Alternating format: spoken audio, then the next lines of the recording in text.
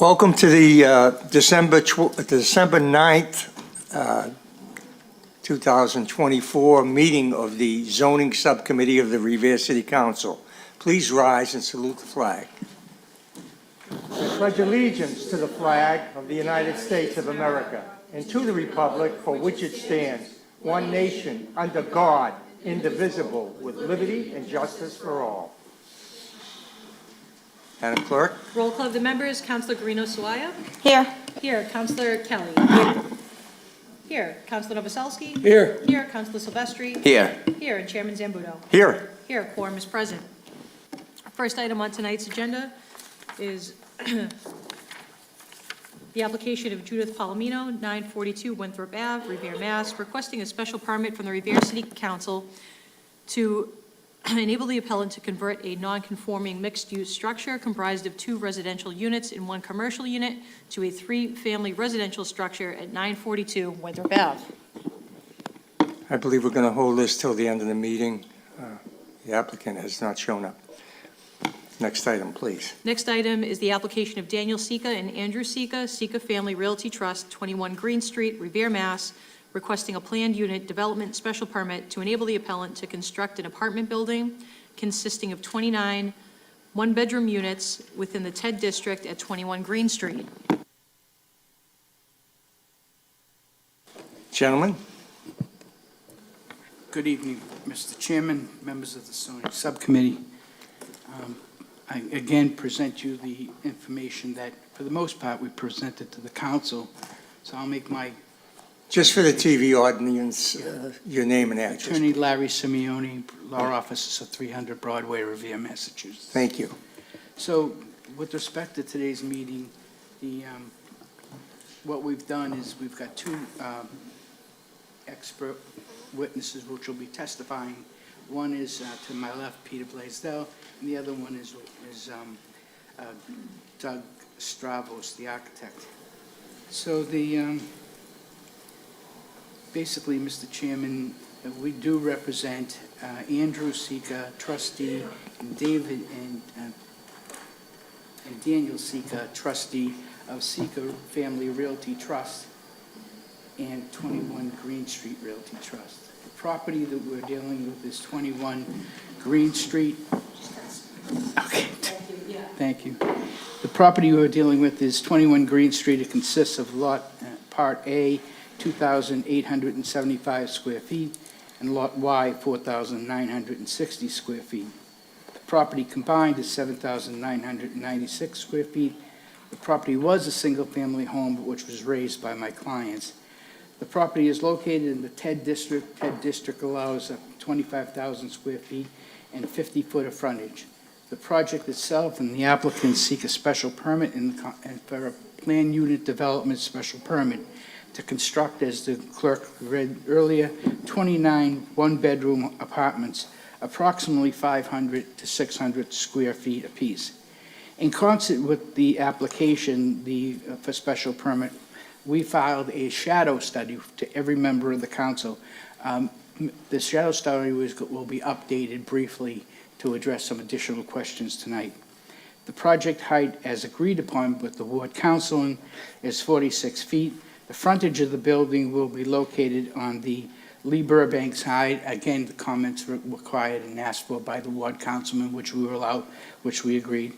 And discussion as to approximately 3 veteran income housing units. So I'll introduce Mr. Stefanos. Name and address, sir. Yes, sir. Douglas Stefanov, business address of 423 West Broadway, South Boston. I'm the architect and proponent, so thank you all for your time. I have some small copies, if Madam Clerk, if you'd like to. She's got some copies for you. Easier to read. I'll go through the presentation quickly. Just if you'll wait a minute till Yes, everybody gets their that's a good copy, idea. I'd appreciate that. Certainly.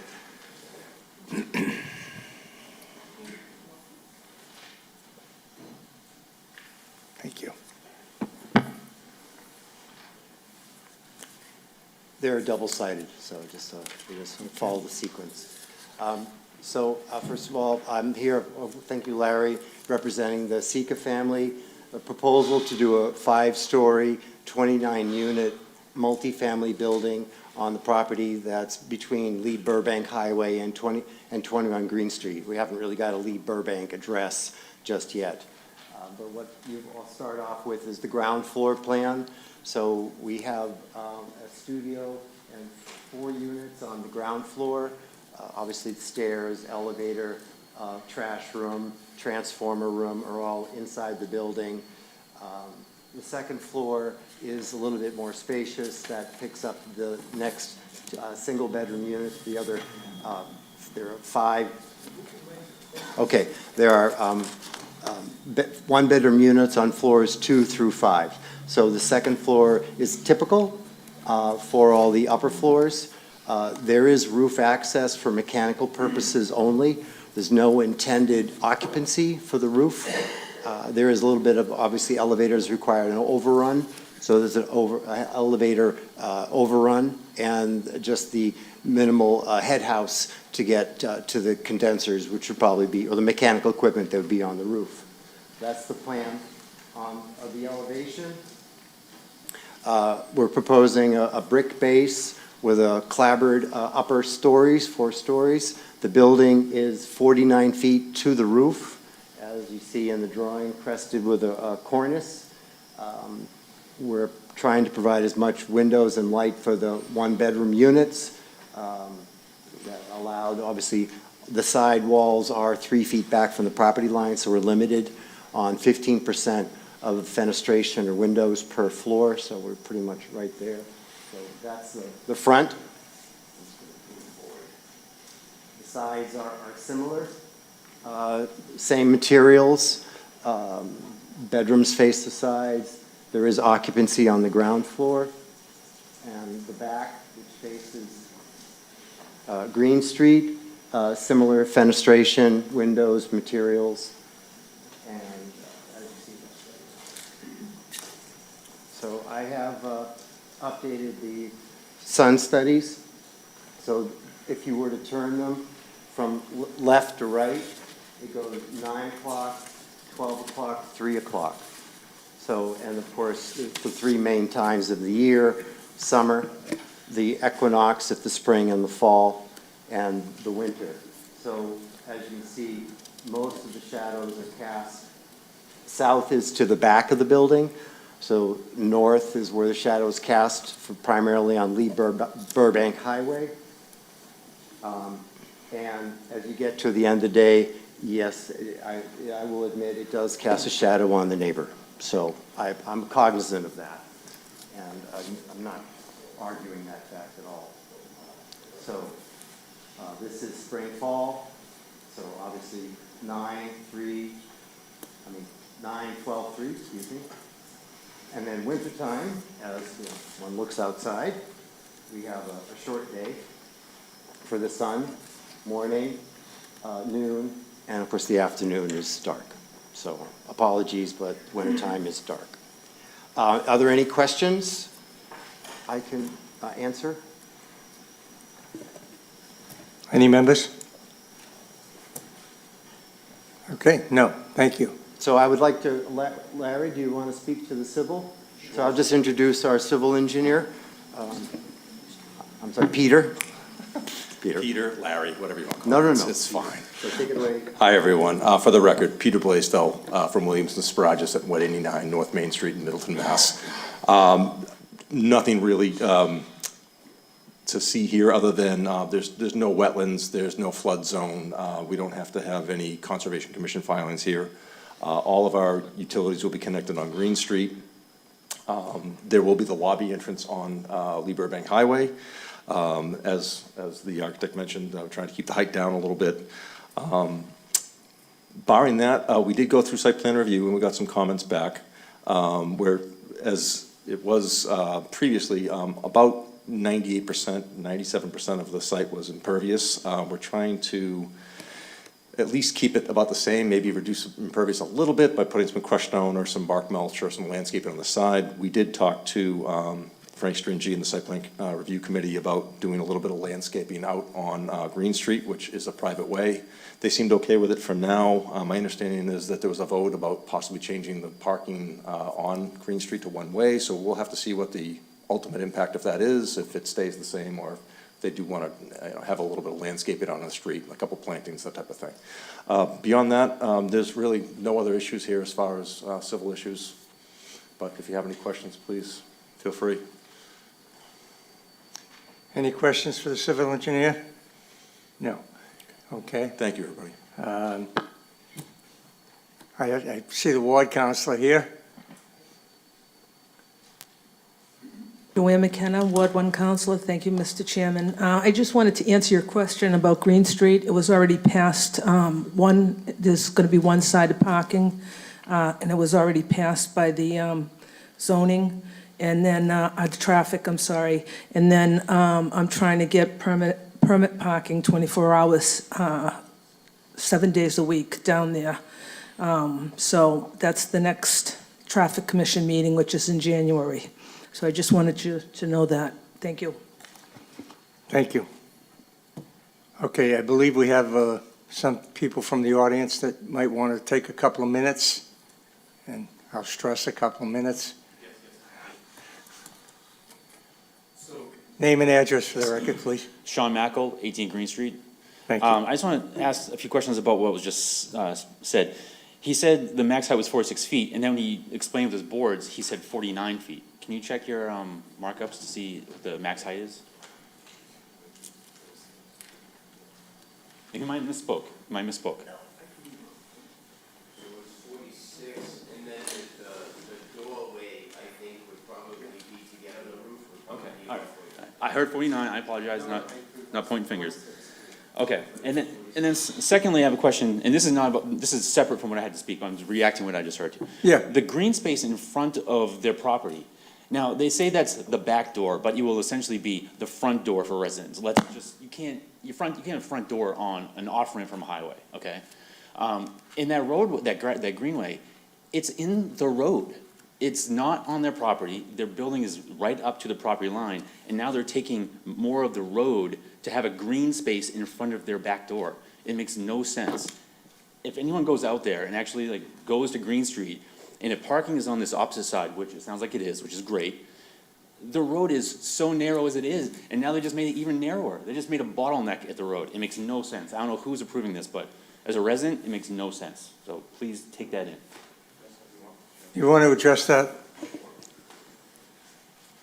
I'm sorry, I'm Peter. Sean?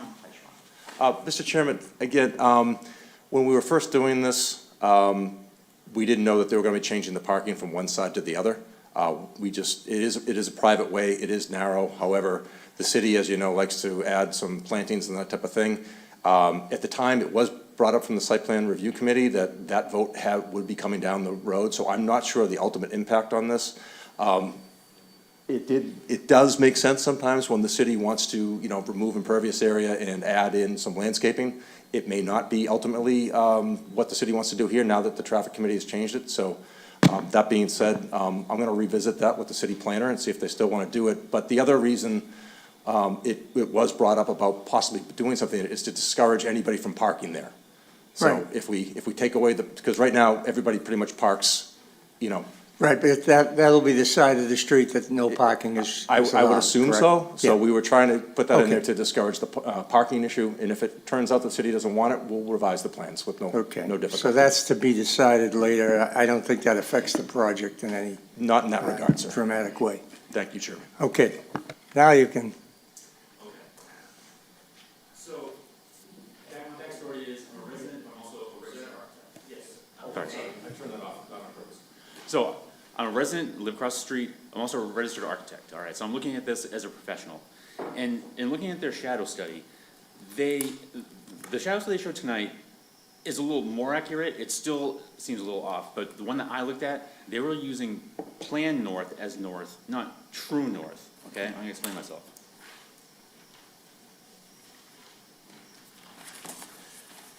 They weren't taking the building straight up and down.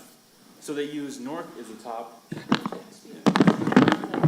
So they use north as the top, and they use south as the bottom, and they did their shadow study based off of that, all right? In the real world, this is Google Maps, it's not. To orientate the building the way they have it, sorry. North is this way. North is about 50 degrees off of what they were showing, all right? So when they were saying that this is the 3 p.m. sun, this is their building, this is the 3 p.m. shadow, as if it misses Green Street. Completely incorrect, 100% not true, all right? So using this and rotating it accordingly and using proper true north, I adjusted the shadows. This is the 3 p.m. shadow. As he showed, it cuts across the entire Green Street. All the residents of Green Street on this side will be living in this building's shadow, all right? 5 stories, it's too tall. The building is too big. And the red is from noon to sundown. This is the shadow arc that this 5-story building will be creating. We will all be living in this thing's shadow. And you got, the buzzword around here is hardship. I believe they just made a hardship for all the neighboring residents, all right? Now, you might say, okay, this sounds good in theory, but here are some photos, okay? This right here is a view looking down Green Street. This is the approximate size of the building. You can clearly see the sun is right behind the building. This is 3 p.m., all right? And I want you to take note, there's a telephone pole right here at the corner. This building will essentially be 1.5 telephone poles, all right? Now, if you look at this and use the telephone pole as a guide, you can see its shadow. All of this is in shadow. This building right here, this adjacent residence, will be in shadow the entire year. All summer, spring, fall, all the solstices, it's gonna live in shadow. Understood. Again, these are additional photos showing telephone poles, the shadow, all of this is in shadow. Telephone pole, shadow, all of this is in shadow. This is sunset. It's right behind the building. It essentially cuts off the view of the sun from noon till dusk for everybody who lives on the other side of this building. And you know what's more frustrating? This is the applicant's place of business. He works here, he owns several homes in this area. He should be well aware of what the sun pattern is, all right? But he's pretending he doesn't. He's pretending he doesn't know and doesn't care. So that's very, very frustrating. And lastly, this is images from my ring cam. I'm across the street. You can clearly see telephone pole, shadow, all of this is in shade. This is at 4 o'clock. Telephone pole, shadow, all of this is in shadow at 4:45. This was in October, so this is in November. Again, telephone pole, shadow, all of this is in shadow. If we can get tight on this, you can see there's the fence, 6-foot fence right there. This is the shadow from just a 6-foot fence. This building is a monster. We're gonna live in its shadow. The shadow studies that were provided before were incorrect. It's gonna completely mask out the sun for all of Green Street and its residents. Thank you. Thank you.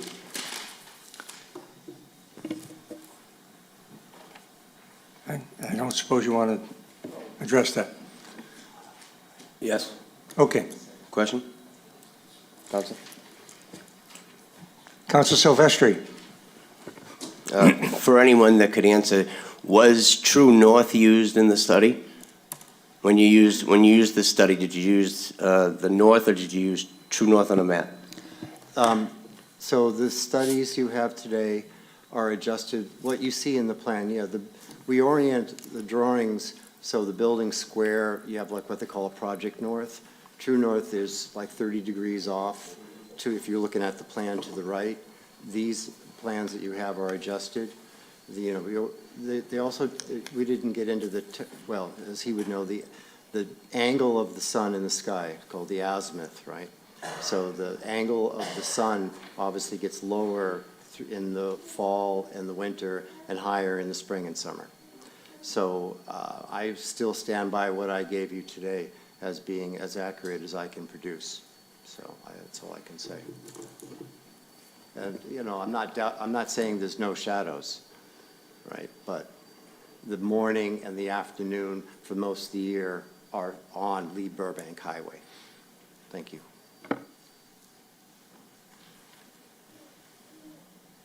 Any other members? You have something you want to add? Come to the mic, please. Hi, I'm Amanda McGordy, 18 Green Street. I just wanted to just quickly touch on a couple of things I've mentioned before, but we've gone to a number of these meetings, and quite frankly, I'm not really quite sure that there's much benefit to expressing this, but I've got to try. I think that a lot of what is being put out here is misleading. I've said that before. I have concerns about the height of the building. I'm not trying to be ridiculous and say that there shouldn't be anything built there or even something somewhat tall. But this is really disproportionate, and I believe, it's my understanding, it's the responsibility of the city zoning boards and the counselors to apply the rules. And if you're making exceptions to the rules, have a reasonable kind of logic to that and why that's occurring. This is so disproportionate, and I've yet to hear anyone explain in any capacity why this is being approved. Despite having been in numerous other meetings when we tried to get a variance, when we got a variance for our house, and someone just didn't have one extra parking space, they couldn't do it. This is really out of proportion. So one of the things I just do want to offer up there is the parking situation, which actually does not directly impact me, but definitely impacts a number of the residents on the street, is the 8 spaces for the 59 units. This is presently those 8 spaces. They're being used by the auto body shop. So what I would like to hear is, what is the plan for where all of those cars that are the runoff, shall we say, because the auto body shop gave up their parking for the office building that they converted to an apartment building. So I would appreciate hearing some information about that. And then, just as a non-architect, these are just basic pictures. And this is the current. This Saturday, I went outside because it was a sunny day, and I just took a picture of the street. The shadow that goes up the street is from this developer's existing office building that eats up half the street and casts half the street in shadow. Now what we're talking about is casting the entire rest of the street at a higher elevation, because Green Street has a slightly sloped elevation. I just don't understand why this is being not even attempted to rein this in to make it somewhat more reasonable. And I really like to put out there, like, this is what we're talking about. This is what remains in the sun of Green Street. It's going to be in the shadow. And I know that sounds like that's really not a big deal, but I think it is to have this like hulking building here. And then I also have not heard anything about how you're going to prevent people from coming and attempting to try to live in this apartment building, but have no form of parking available to them other than these 8 spots, which again are in use presently. So I'm really not understanding that. So, thank you. Thank you.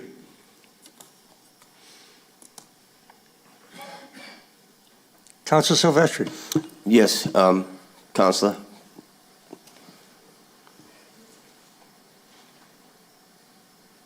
In a prior meeting, we discussed putting in the lease that they would not permit any automobiles to be allowed to be registered to that address. That is still going to be Press the in button, compliance, right? Council. The council was aware when I first presented this that we had gotten a variance from the city. The variance from the city put the standard language that they always put in the variance with respect to parking, licensed parking, or whatever. So there's no parking allowed by virtue of the Zoning Board of Appeals' decision. There are no parking spaces allowed by virtue of the Zoning Board of Appeals' decision. The 6 spaces that the young lady talks about are spaces that were used for my client years ago, and they're disproportionately used if there's a bad snowstorm. He lets people in the neighborhood use them, and so forth. As far as 333 Lee Burbank Highway, back then, we did comply with the full zoning with respect to parking. And there's 12 two-family homes, 2-family units. There was a conversion from the commercial to 12 two-family units, and each one of those 12 two-family units has 2 parking spaces, which my client uses. I believe if he were to testify, he would tell you that 6 of those 12 spaces are used. I went down over the summer and I confirmed that. Now, to the overflow of that, her concern from the auto body and not, what will happen with that? Obviously, he can't put them there no more, so will he put them on the other side of the parking I just want to try to answer as many of her concerns as possible. Well, when you speak to the issue of overflow, She said that there's sometimes cars parked from the auto body shop where the building's going to be now, currently, if that's what I understood. there was a local vendor who does parking and fly, and he requested an emergency to put about, I think it was like 20, 30 cars in the lot for one day, and as a businessman, my client complied with that, but they do not use that particular space for park and fly. No, not parking fly.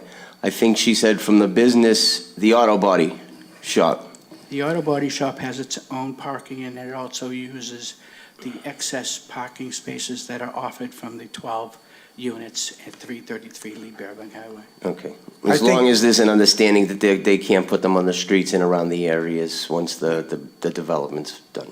That's correct. Thank you. I think the confusion is I think what she was saying was that the cars are being put on the property where the other apartment building is, where you're saying there's 24 spots there that are for that aren't used. I understand there's only very few cars that are owners of cars in that. Is that the lot you're talking about?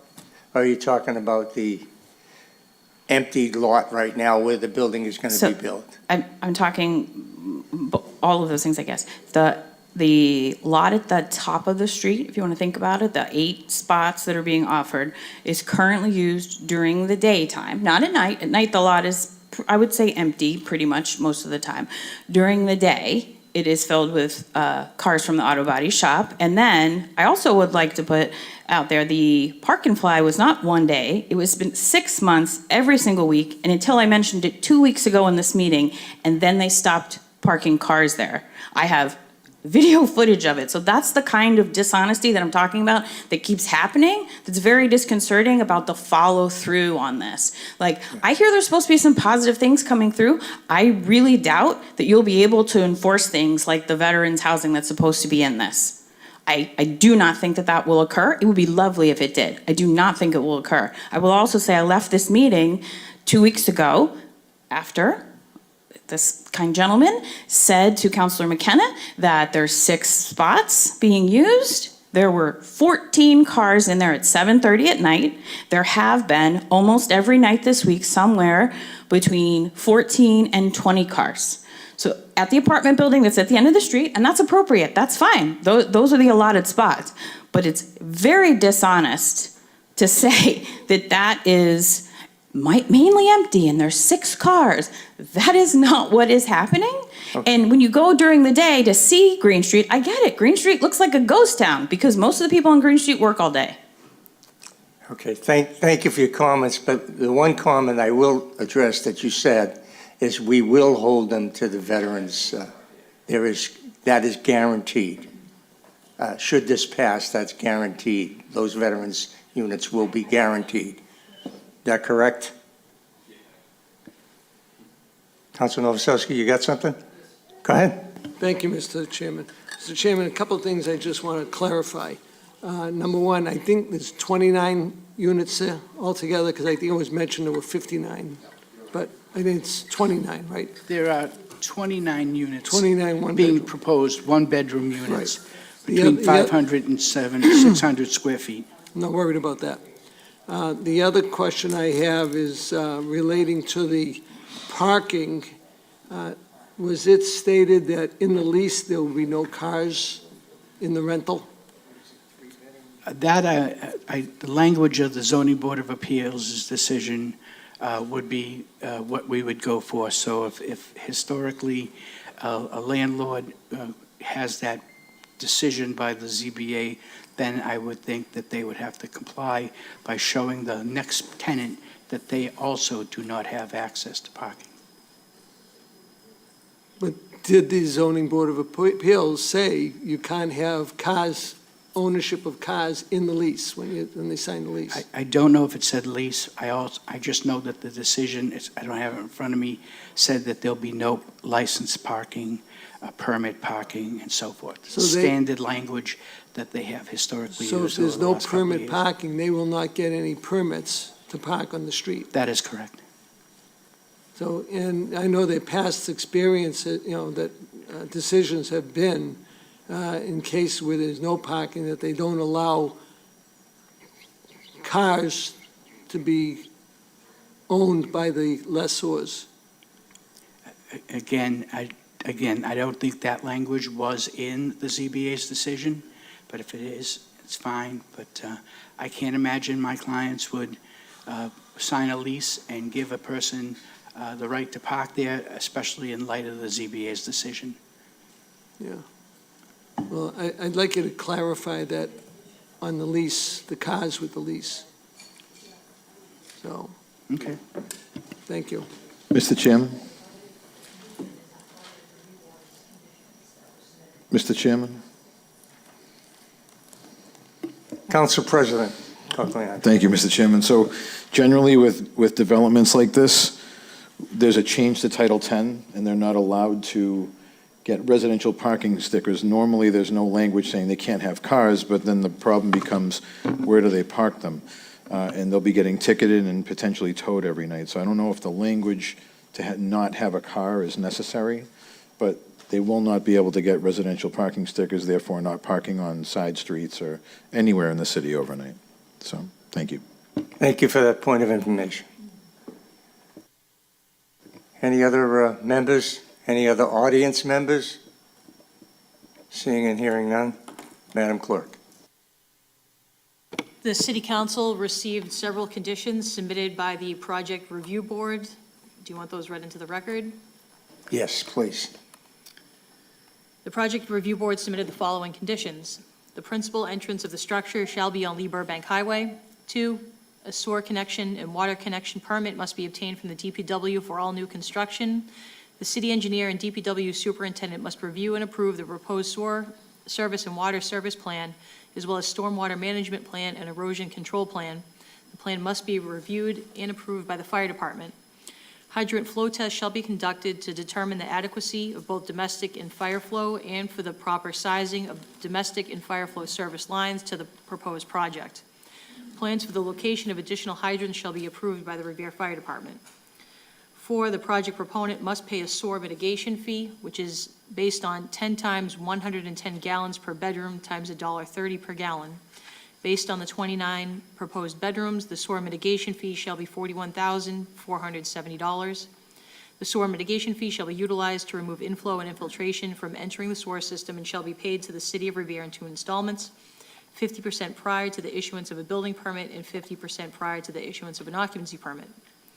5, all existing drains, water lines, and sewer lines within the site shall be abandoned and shall be capped at the main and removed. 6, the building design and materials plan, as well as the landscaping and streetscape plan, shall be approved by the Site Plan Review Committee. These plans shall be filed as part of the building permit application. 7, a traffic impact analysis shall be prepared for the proposed development, and the developer shall be responsible for undertaking all pedestrian and traffic safety measures recommended in the traffic study. 8, the developer shall establish a transportation demand management program for the proposed project to be approved by the Site Plan Review Committee. The elements of the TDM program shall include: A, off-street parking shall be limited by leasehold agreements with tenants to the number of off-street parking spaces approved with the project, and this property shall not be eligible for participation in the city's on-street parking permit program. 9, in accordance with Chapter 17.47, the Community Improvement Trust Fund is applicable to this project. Under the Community Improvement Trust Fund, the developer must contribute 3% of the cost of construction above and beyond what is allowed as of right towards the fund, which must be spent exclusively towards community improvement projects within the impacted area.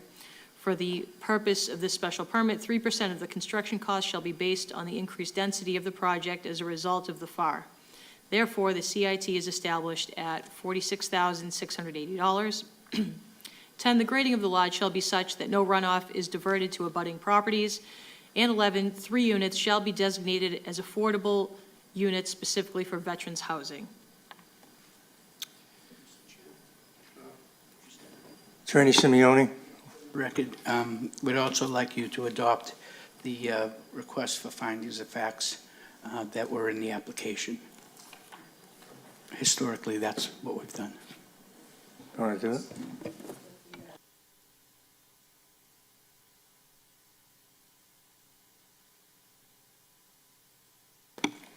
And additionally, the zoning subcommittee has added the fact findings as presented by Attorney Simeoni to the special permit.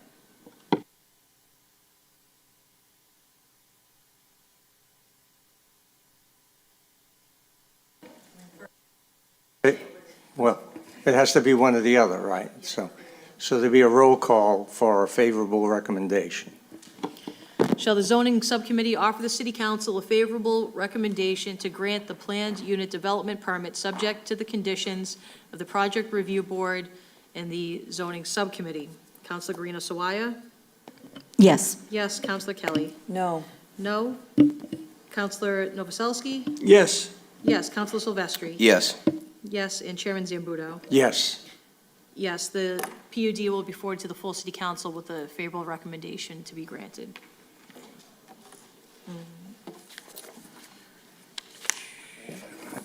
First applicant is here now.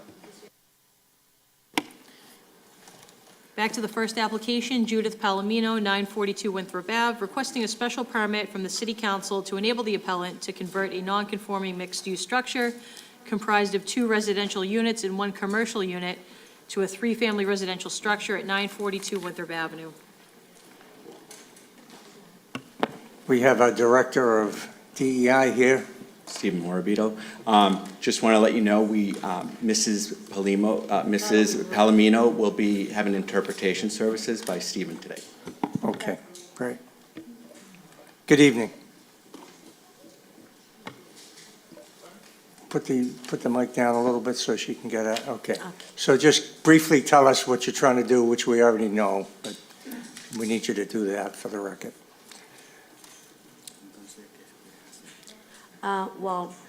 The reason I'm here, until before, so you know, my property is for the 2-family plus commercial. So you know what I wanna do is for the conversion for residential. So that's I wanna for the permission special. So you're going to make the commercial space a residential space and Yes. in essence make it a Yeah, I wanna 3-family? make, you know. Right. I'm just trying to let everybody know what you're doing.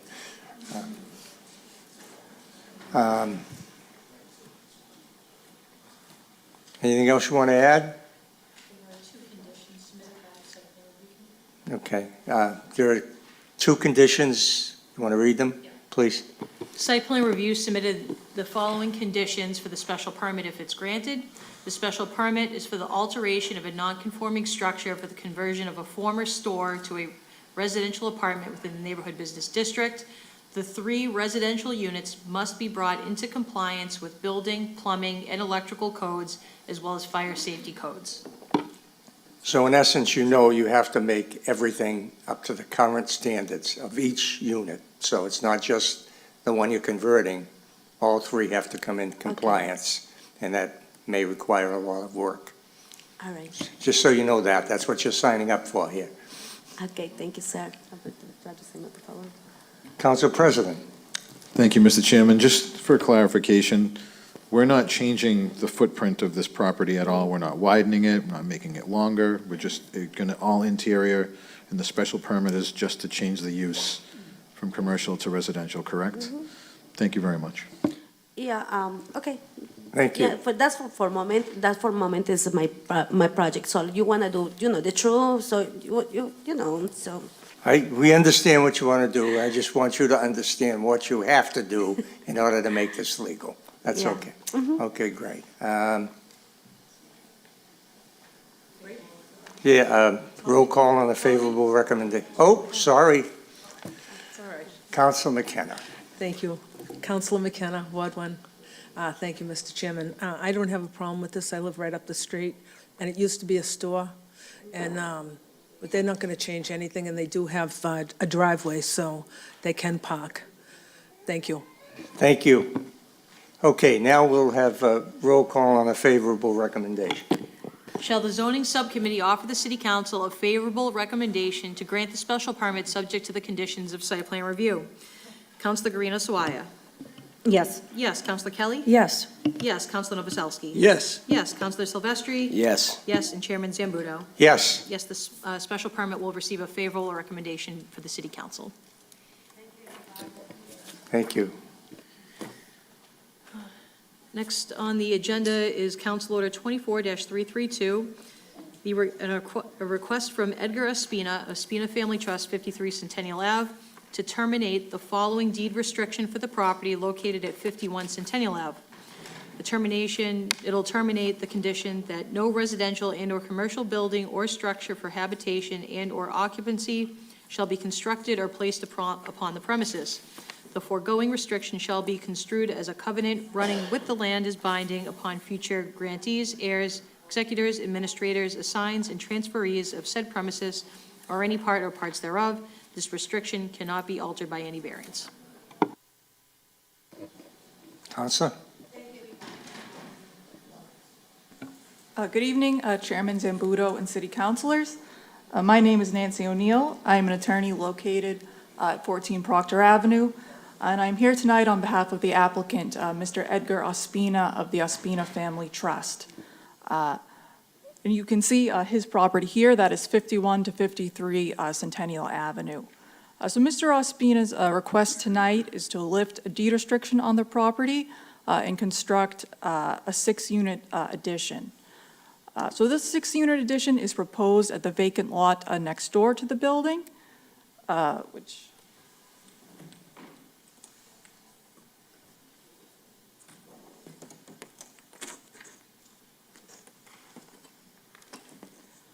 you can see here.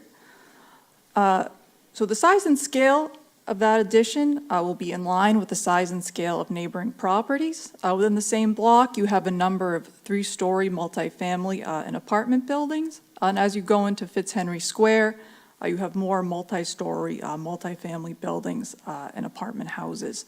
So the addition here has been designed to fit into the neighborhood. And as you can see,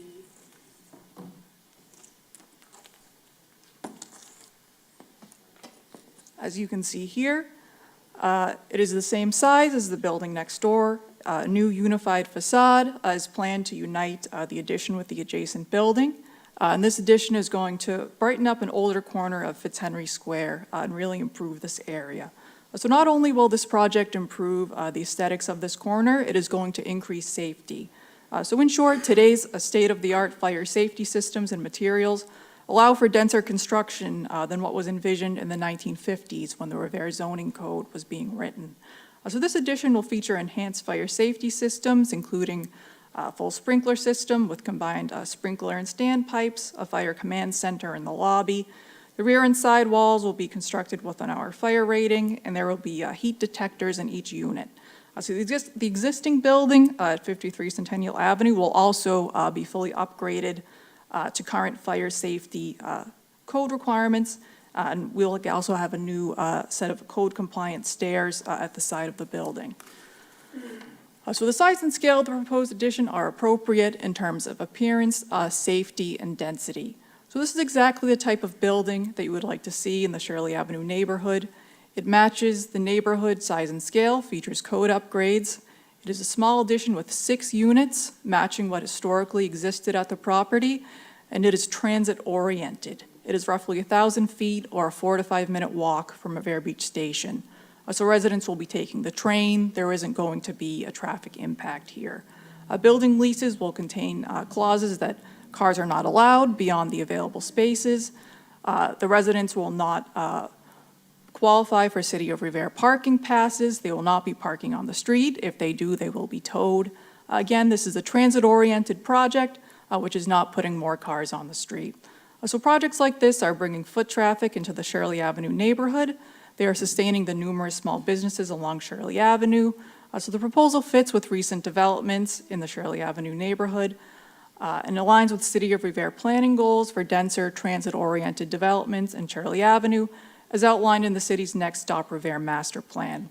So the project responds to and serves today's conditions and needs in the Shirley Avenue neighborhood.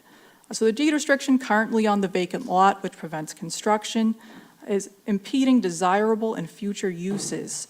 And for this reason, the City Council may rightfully lift the restriction under Massachusetts law. So this is an ideal urban redevelopment project. We are upgrading an existing structure, putting new houses into the market, and providing an affordable housing component. So my client, Mr. Ospina, is a BIPOC developer and City of Revere resident. His proposal is carefully tailored to align with this neighborhood and uplift this aging property.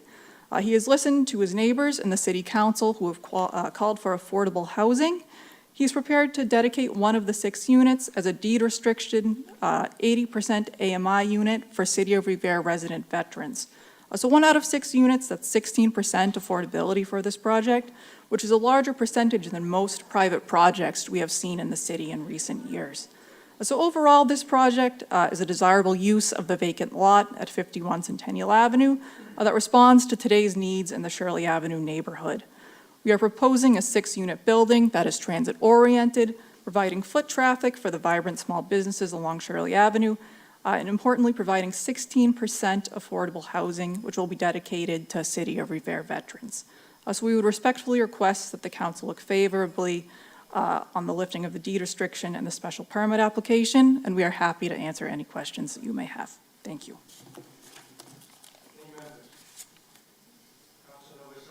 Councilor Novoselsky. Thank you, Mr. Chairman. Mr. Chairman, I think the council kind of combined the two motions together, because what we're doing first is the deed restriction. We have to do that separately, and then there's the special permit in part 2. So she combined them both, just so everybody knows. Thanks for the summary. Back in 2000, I believe 12, there was a 6-family building there, 3-story, and it burnt down. And over the years, it got kind of out of control, and the city took it over by taxes. And at that time, we were in the density mode where we didn't want tight building there. But, you know, over the last 12, 13 years, things have changed.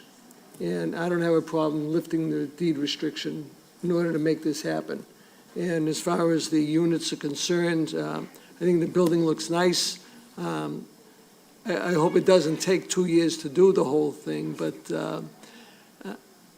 there's still some parking underneath, and they're going to accommodate one of the neighbors for access into the back of their house because there's so many stairs on Campbell Ave. They have a daycare center there. So they're going to, you know, give a little leeway for them to utilize their back entrance through their parking lot. So with that, you know, I have no problems with this. I think the building looks terrific. You know, it's still 6 families that they're putting back in this lot. And I'm glad they're doing the veterans preference, you know, for at least 1 unit. And look forward to it, make it happen. Thank you. Thank you, Councilor. Any other members? Hearing and seeing none? Oh, sorry. Councilor Kelly. Thank you. I do have concerns with this project. I happen to be in the mindset that the deed restriction was a good thing because I'm not sure if all this density is right. Regardless of a housing crisis or not, I don't think it's the responsibility of Revere to have, you know, overdevelopment everywhere in an attempt to try to resolve the housing crisis for the entire nation. That being said, I'm not against all building. Some within reason, of course, is fine. However, I'm curious, how many variances would need to be granted in order for those plans to be approved? Do you know? So this project does not require variances. It's before the city council as a modification of a non-conforming structure. So the zoning code then is just being disregarded in terms of a side yard setback? So the side yard setback along,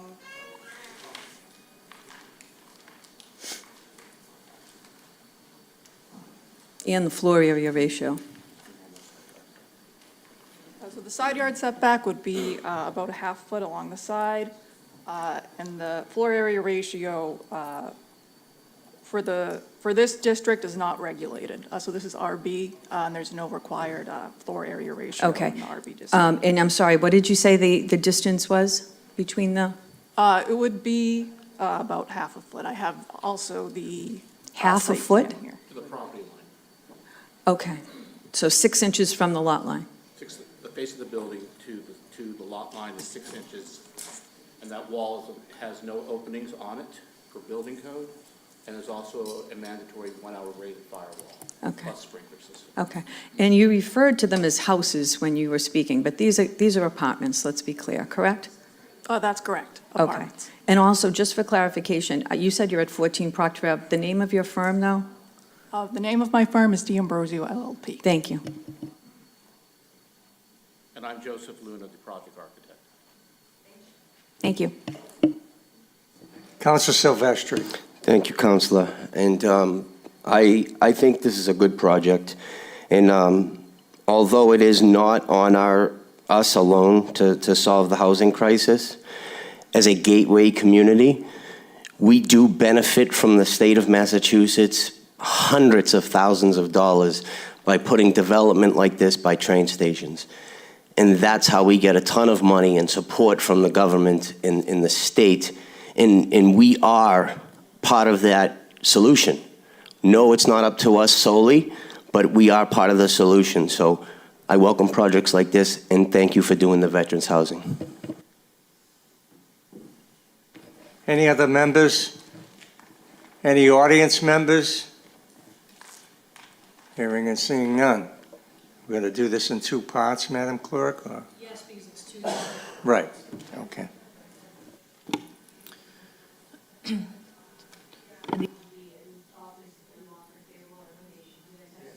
It's okay, I apologize. We're offering, the first one is a favorable recommendation. Is that the removing the restriction?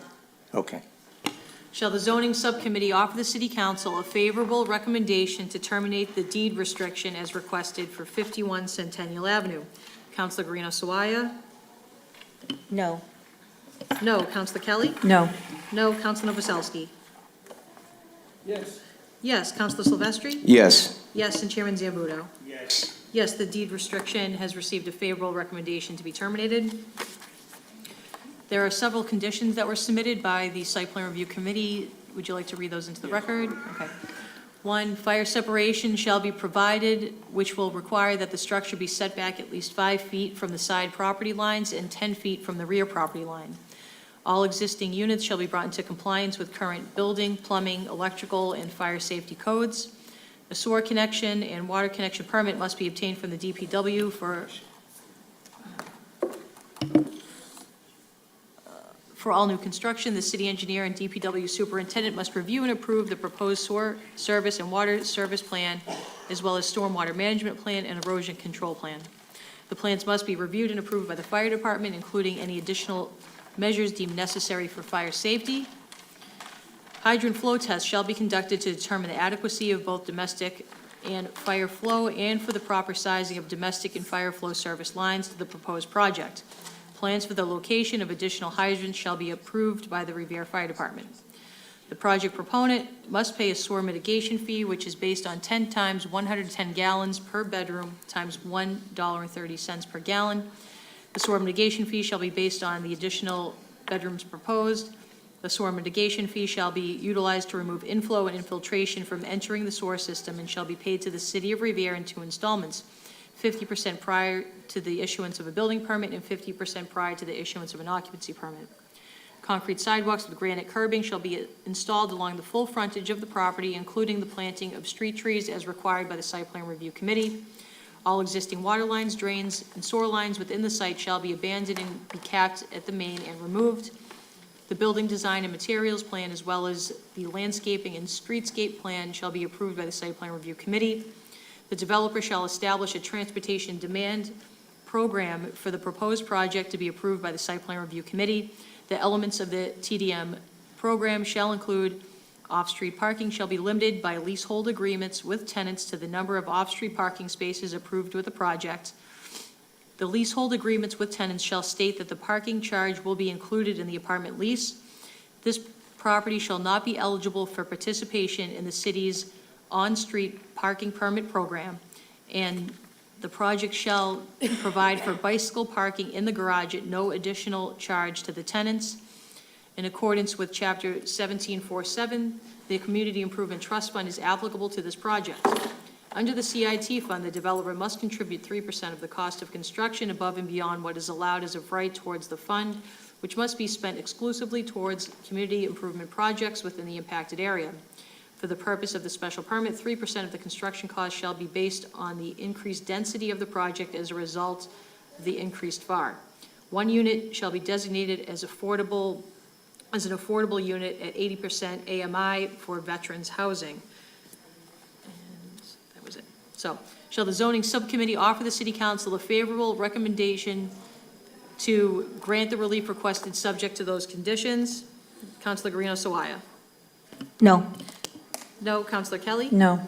No. Councilor Novoselsky? Yes. Yes. Councilor Silvestri? Yes. Yes, and Chairman Zambudo? Yes. Yes, the special permit has received a favorable recommendation for granting.